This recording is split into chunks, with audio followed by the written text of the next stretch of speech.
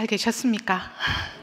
네, 제가 이렇게 언제 설교를 했나 보니까 코로나 전에 설교를 하고 이렇게 코로나가 시작이 되는 바람에 거의 뭐 횟수로는 3년이고 2년 반 정도 이렇게 같이 뵙는 시간들이 없었던 것 같습니다. 그래서 너무 오랜만에 설교를 준비를 하다 보니까 어떤 걸 해야 될까, 어떻게 말을 해야 될까라는 고민들을 굉장히 많이 하게 됐습니다.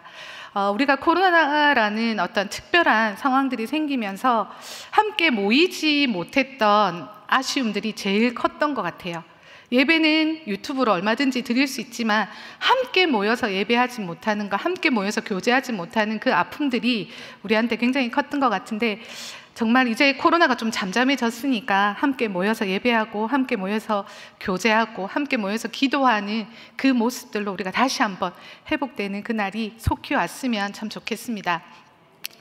코로나가 시작되면서 참 많은 것들이 바뀌었습니다. 그래서 저도 이제 그 울산교회에 있다 보니까 제가 울산교회에서 30대, 40대, 50대를 다 보내고 있더라고요. 그래서 언제 세월이 이렇게 흘렀지라는 생각을 하게 되고, 어느 순간에 딱 보니까 부교육자들 중에서 제가 제일 나이가 많은 이제 할매 역할을 하고 있는 게 됐더라고요. 그래서 이렇게 코로나 전까지 제가 담당했던 중점 사역들 기억나시죠?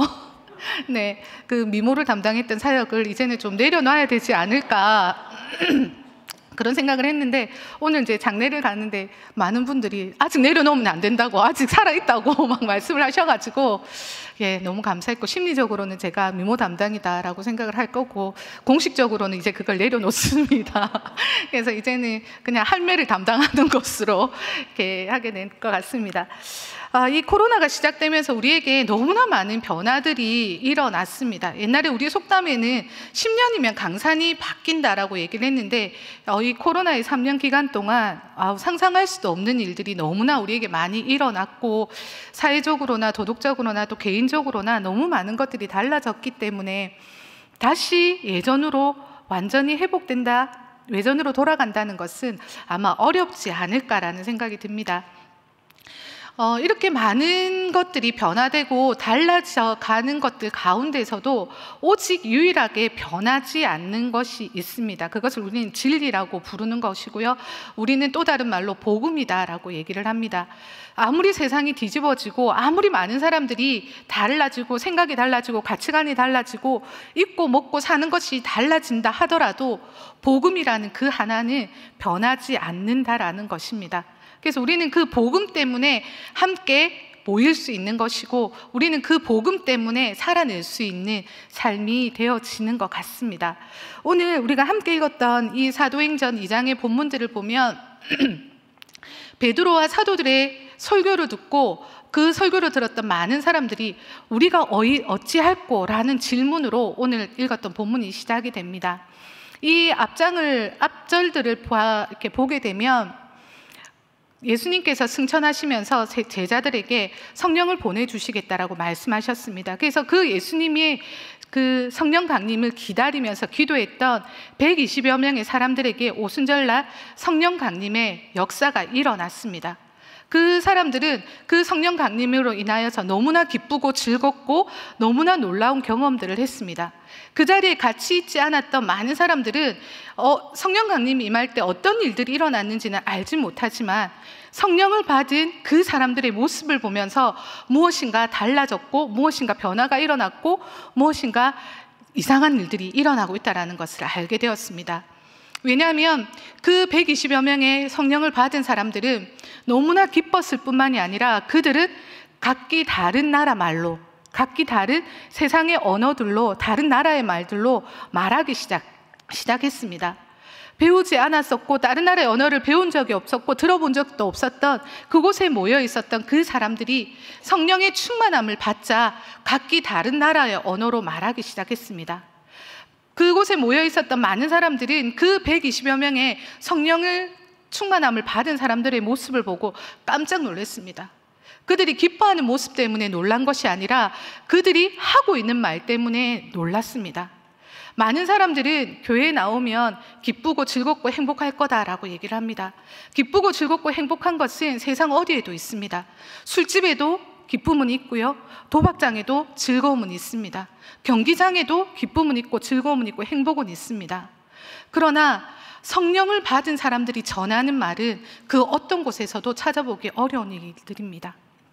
우리가 단순히 기쁘기 위해서, 단순히 행복해지기 위해서, 단순히 즐거움을 찾기 위해서 복음을 듣고 주의 앞에 나오는 것이 아닙니다. 그것은 세상이 어느 곳에 가더라도 우리에게 줄 수 있는 부분들입니다. 그러나 하나님 안에서 우리가 들을 수 있는 것들, 하나님 안에서 우리가 누릴 수 있는 것들, 하나님 안에서 우리가 전할 수 있는 것은 세상이 주는 것과는 다르다라는 것입니다. 이 120명의 사람들은 많은 사람들에게 각기 다른 방언으로, 각기 다른 나라의 언어들로 예수 그리스도를, 복음을 전하기 시작을 했습니다. 그곳에 예루살렘에 모여있던 많은 사람들은 이 사람들의 이야기를 듣고 너무나 당황하고 너무나 놀랐습니다. 이 사람들이 자기 나라 말로 전하는 것들 때문에 놀란 것이 아니라 이 사람들이 전하고 있는 이야기를 알아들을 수 있었습니다. 그들이 전하고 있는 복음을 알아들었고 그 복음의 내용 때문에 이 사람들은 너무나 놀랐습니다. 그래서 예루살렘에 큰 소동이 일어났다라고 얘기를 하고 있는 것입니다. 우리는 성령을 받고 우리가 예수 그리스도의 복음 안에 들어왔을 때 우리의 삶이 달라져야 하는 것은 우리의 말입니다.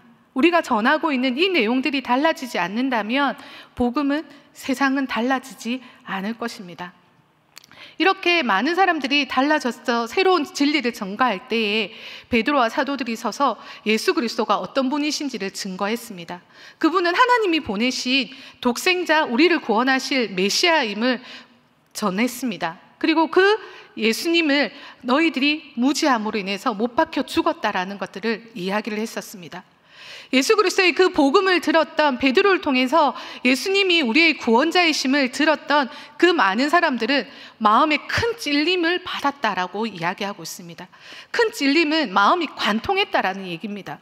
너무나 두렵고 떨리고 이 나의 잘못에 대해서 어떻게 해야 될지 더 이상 감당할 수가 없었다라는 것입니다.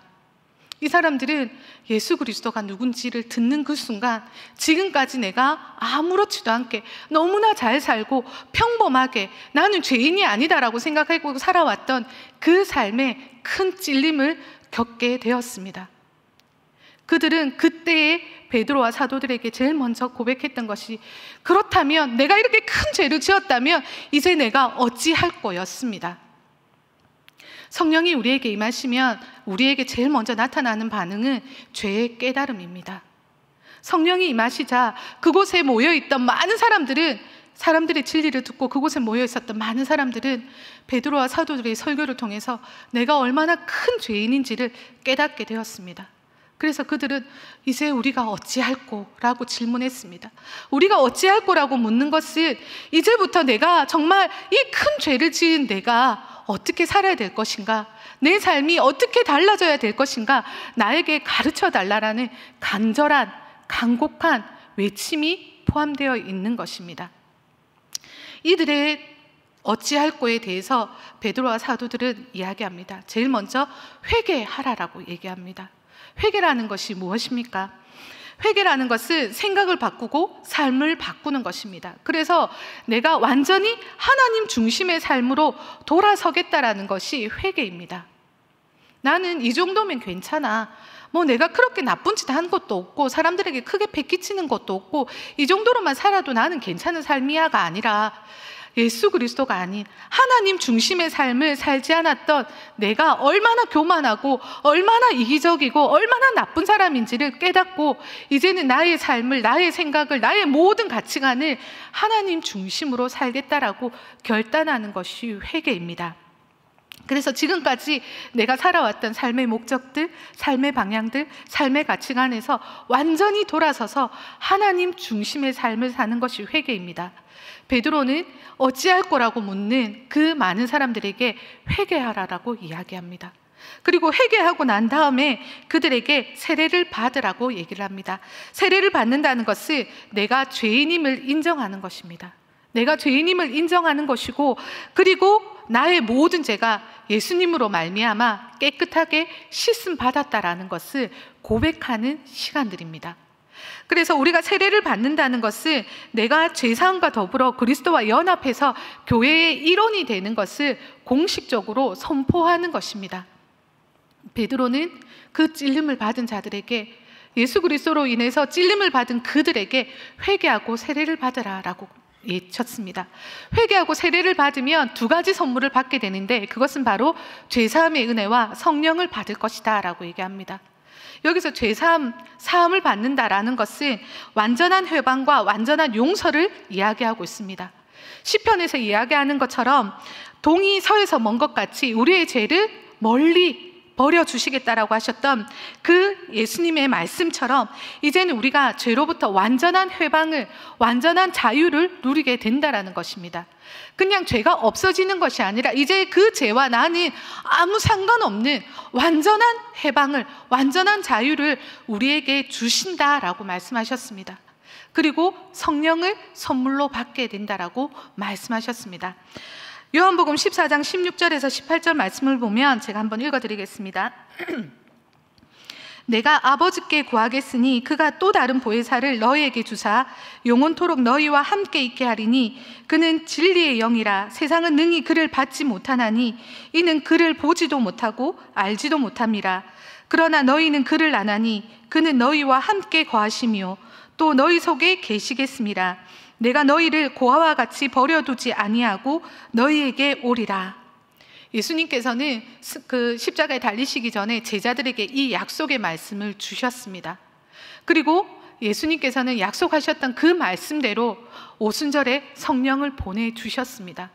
그래서 회개하고 죄사함을 받은 우리에게 예수님께서는 성령을 보내주시겠다라고 말씀하셨습니다.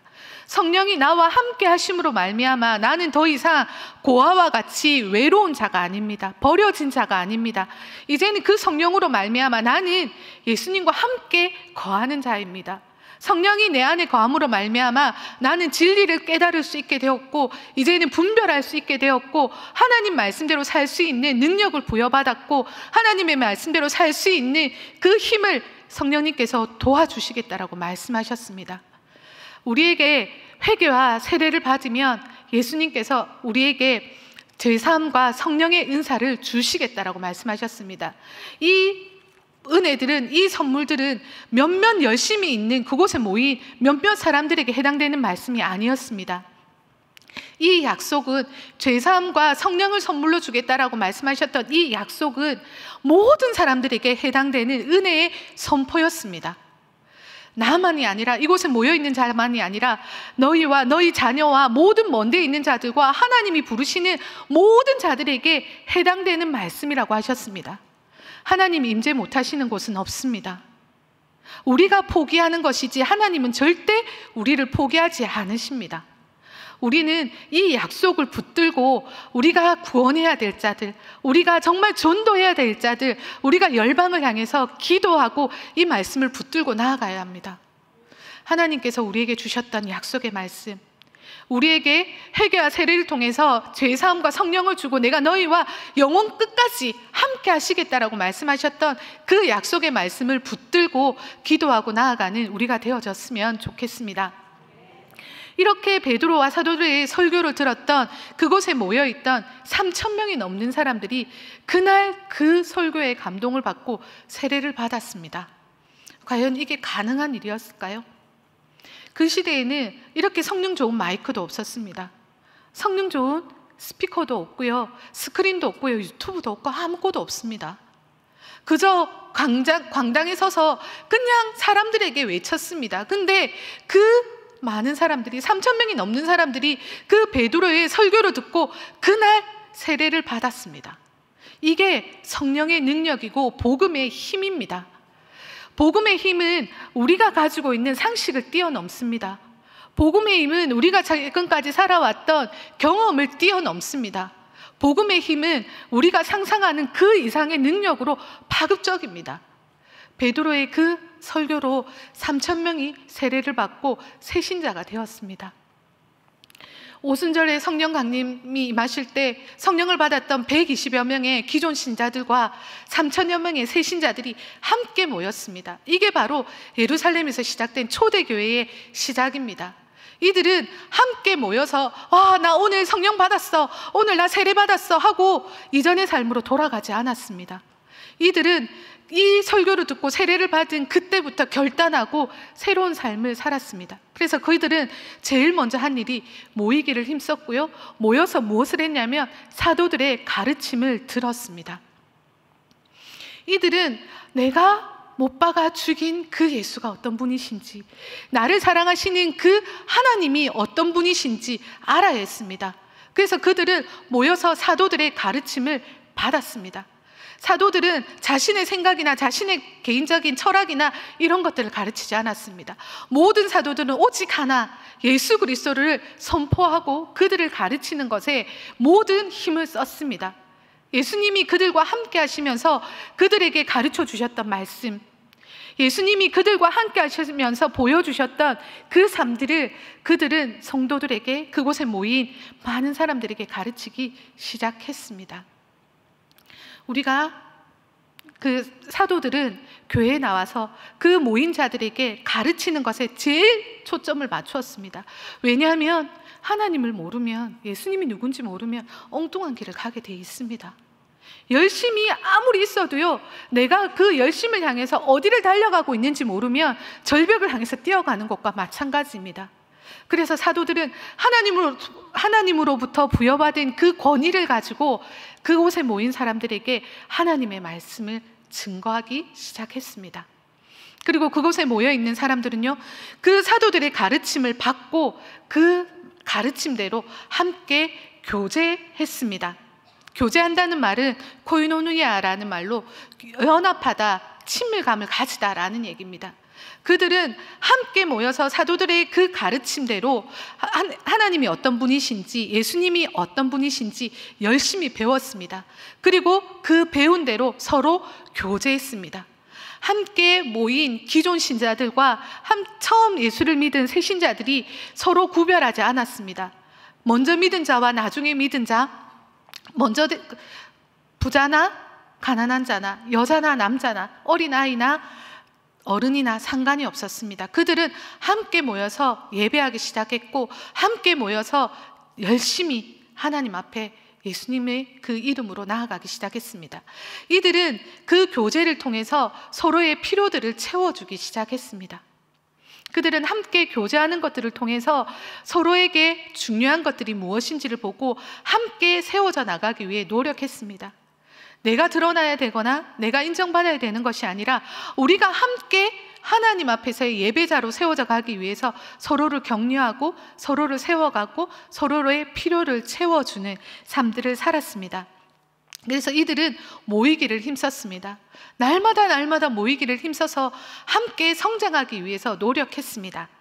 그리고 이들은 또 떡을 뗐습니다. 떡을 뗐다라는 이야기들은 성찬이다라는 얘기들도 있고 애찬이다라는 얘기들도 있습니다. 그러나 이 시대를 본다면 예루살렘에 오순절을 맞이해서 유월절을 지키기 위해서 많은 사람들이 왔다가 베드로의 그 설교를 듣고 그들이 결단하고 성도가 되기로 했습니다. 교회의 일원이 되기로 했습니다. 그래서 너무나 많은 사람들이 모여와서 함께 예배를 드리는데 거기에는 예루살렘에 살지 않았던 많은 사람들이 있었습니다. 그렇기 때문에 그들에게서 누군가의 도움 없이는 살아가기 참 힘든 자들도 있었고, 가난하고 또 외국에서 온 많은 사람들도 있었습니다.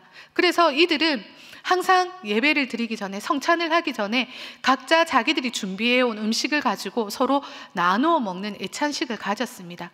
그리고 나서 예수 그리스도가 우리에게 오셨던 그것을 기념하여서 떡을 떼고 포도주를 나누었던 성찬을 가지고 기념하는 시간들을 가졌습니다.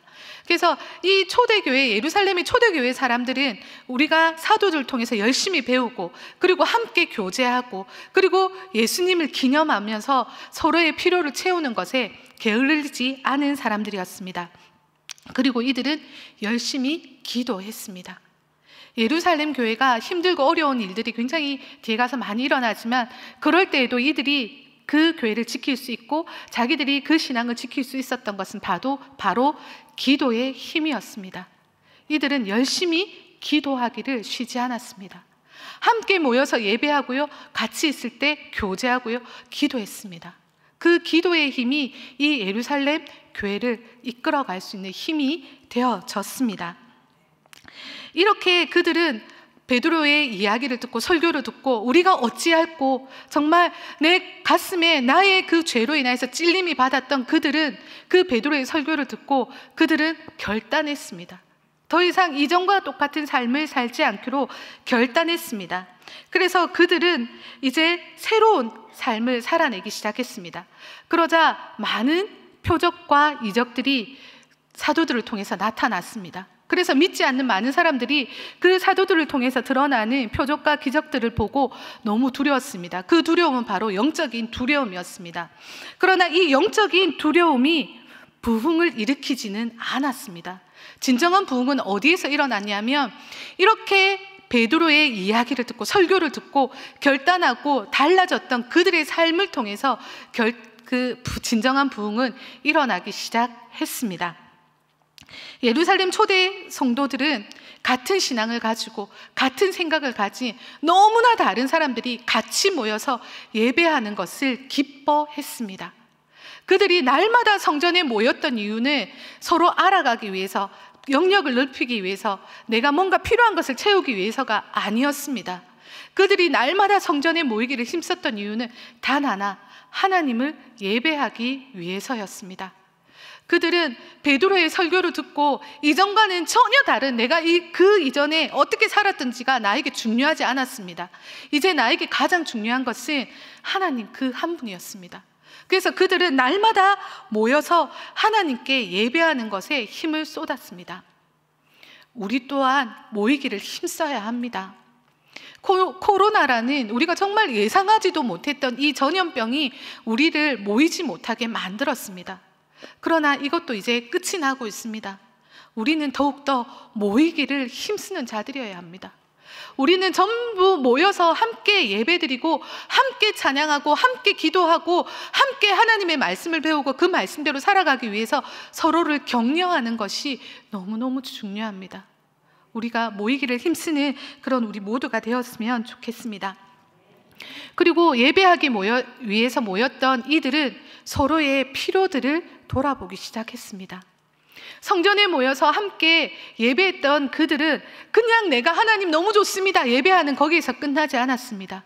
나와 함께 예배하는 그 지체들을 돌아보면서 그 지체들의 필요를 채워주기 시작했습니다. 그래서 그들은 누가 시키지도 않았지만 자발적으로 내가 가지고 있는 것들을 내어놓기 시작했습니다. 서로 모든 물건을 서로 통역하고 자기의 재산과 소유를 팔아서 필요한 자들에게 나누어 주었습니다. 내가 2개 있는 걸 하나 나누어 주는 그런 개념이 아니고요, 내가 애쓰고 수고하고 내가 모았던 그 모든 것들을 아무 대가 없이, 아무 이유 없이 함께 예배하는, 나와 한 성도가 된, 나와 한 형제가 된 그들을 위해서 아무 대가 없이 내려놓았습니다. 나의 소유권을 포기했고요, 나의 욕심을 내려놓았습니다. 그들의 필요를 채울 수 있다는 것, 내가 누군가의 필요를 채워주는 것으로 그들은 감사했습니다. 내가 누군가를 섬기는 것으로 힘을 가지지도 않았습니다. 내가 가지고 있는 가치관으로 누군가를 평가하거나 판단하거나 그들을 가르치지도 않았습니다. 그저 내가 가진 것들을 내어놓고 누군가가 그 필요한 것들을 채워가기를 기다렸습니다. 그들이 내어놓은 것은 오직 물질적인 것만은 아니었습니다. 영적인 것들, 정신적인 것들, 심리적인 것들, 수많은 도움이 필요한 손길들을 향해서 도움의 손길들이 끊어지지 않았다라는 것입니다. 우리가 함께 공동체가 되었고 우리가 함께 예배를 드리고 우리가 함께 성도 되어졌다면 우리의 주변에 있는 우리의 성도들, 나의 옆에 있는 성도들의 필요를 돌아볼 수 있는 자들이 되었으면 좋겠습니다. 누군가가 나의 필요를 채워주기를 기다리는 자들이 아니라 내가 누군가의 필요를 채워주기 위해서 내가 가지고 있는 것들을 아낌없이 내어줄 수 있는 사람이 되었으면 좋겠습니다. 그러려면 내 안에 사랑이 있어야 됩니다. 내 안에 사랑이 없으면 누군가를 향해서 아낌없이 내어줄 수가 없어요. 우리의 그 사랑은 누구로부터 옵니까? 예수 그리스도. 나를 위해서 목숨도 내어놓으셨던, 그가 가지고 있던 모든 하늘 영광까지도 포기하시고 이 땅에 오셨던 그 예수님의 그 사랑으로 말미암아 우리는 나눌 수 있는 자들이어야 합니다. 예루살렘 초대교회 교인들은 마찬가지였습니다. 이들은 내가 가지고 있는 것들을 나누면서 평가하지 않았어요. 욕심 부리지 않았습니다. 그것으로 나의 힘을, 인정을, 평가를 기대하지 않았습니다. 그저 나와 한 족속이 된, 나와 한 신앙의 공동체가 된 우리 성도들 향해서 마음껏 베풀고 나누는 것으로 기뻐한 자들이었습니다. 저는 우리가 이렇게 좀 되었으면 좋겠습니다.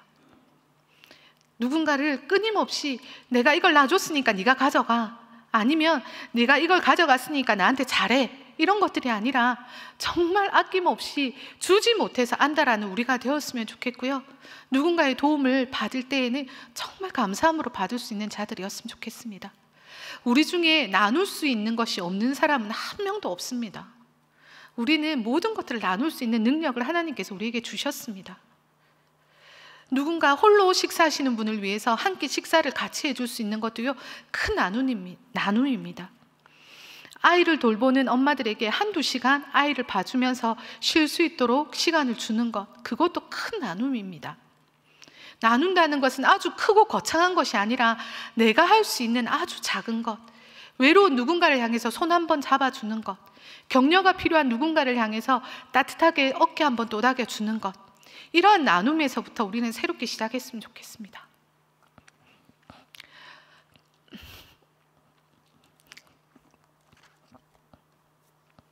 그래서 저는 우리 교회가 모이면 모일수록 너무 행복했으면 좋겠어요. 예루살렘 교회에 이 성도들을 통해서 많은 사람들이, 날마다 믿는 사람들이 더해졌던 이유들은 이들의 삶이었거든요. 사도들을 통해서 표적과 기사와 이적들이 일어났기 때문에 사람들은 두려워했지만 그들은 그 두려움 때문에 교회에 나온 것이 아닙니다. 그들은 이렇게 섬기는 이 성도들의 삶을 보고 달라졌다는 것들을 보고 나오기 시작했어요. 이 사람들은 모여서 예배하고요, 교제하고요, 서로의 필요를 채워주면서 이 하나님의 말씀대로 살기 위해서 애를 썼습니다. 예배를 드리는 것에 만족한 것이 아니라 그 예배의 말씀을 통해서, 하나님의 그 말씀을 통해서 내가 어떻게 살아야 되는지를 결단하고 그들의 삶이 완전히 달라졌습니다. 그렇기 때문에 믿지 않는 사람들이 그들을 바라보면서 칭송하기 시작한 거였거든요. 그 달라진 사람들의 그 삶을 보면서, 아, 정말 저 사람들, 예수를 믿는다는 저 사람들은 뭔가 다르구나라는 것들을 보고 날마다 그들을 칭찬하면서 그들의 성도의 수가 날마다 더해졌습니다. 부흥은 여기에서 일어나는 것입니다. 우리의 삶이 어떠한지 한번 돌아보셨으면 좋겠습니다.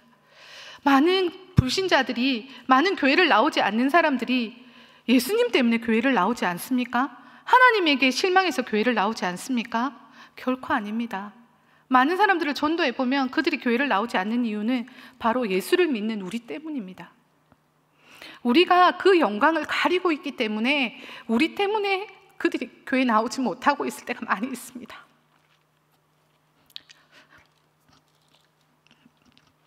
저는 우리가 다시 새로운 마음으로 결단하고 돌아섰으면 좋겠습니다.